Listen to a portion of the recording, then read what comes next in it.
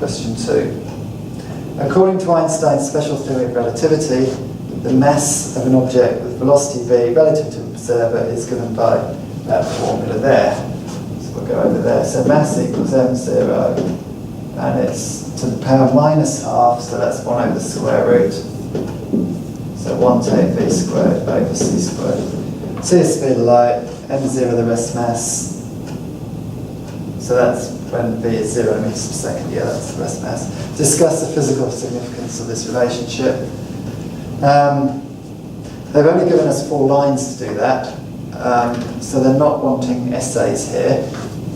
Physical significance. Well, what can we say about that? Mass changes with velocity.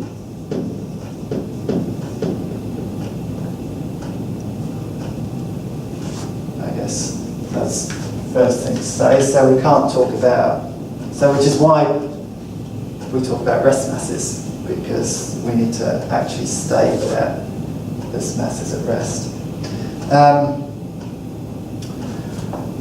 Well, what happens when v changes? So I guess let's just do a sketch graph, shall we? Right, v against m.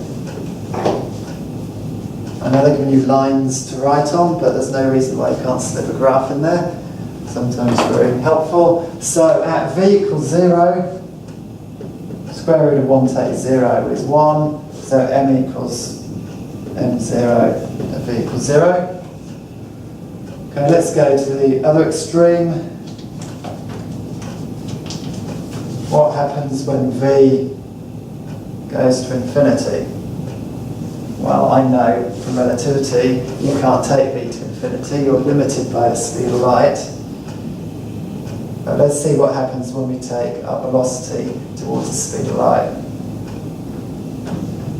I'll just draw in the answer without going through it. So as v approaches c, we've got v squared over c squared will go to 1. So as v approaches c, v squared over c squared goes to 1, which means that 1 over the square root of 1 take v squared over c squared goes to 1 take 1 over 0, so it goes to infinity.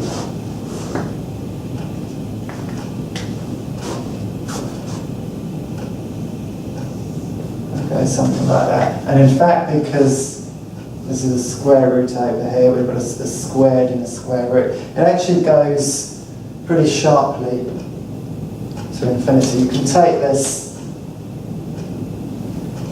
because we can just do rough calculation. What if v is half c? So if v equals c over 2, then we've got m0 over 1 take half c squared, so that's c squared over 4 over c squared. The c squareds cancel, so we've got 1 take a quarter, so that's the square root of 3/4. Square root of 3/4 is, so 3/4 is about 0.75. Square root of 3/4 is 0.88, something like that.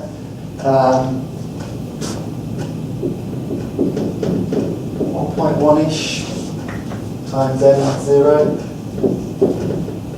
Again, you can use a calculator, but even at half the speed of light, it's not one terribly far towards infinite. So this actually only kicks in when you get really quite close to the speed of light. Okay, so what does all this tell us? The significance is that as you get close to the speed of light, mass gets big.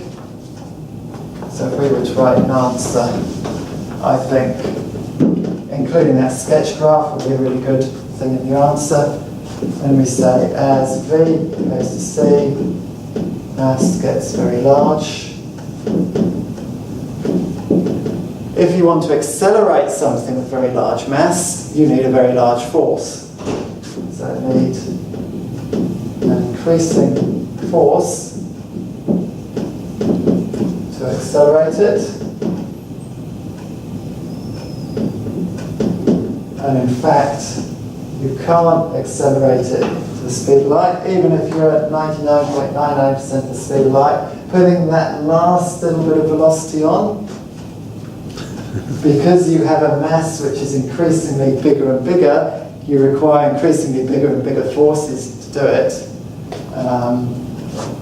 Can't accelerate something beyond C, because we need an infinite amount of force.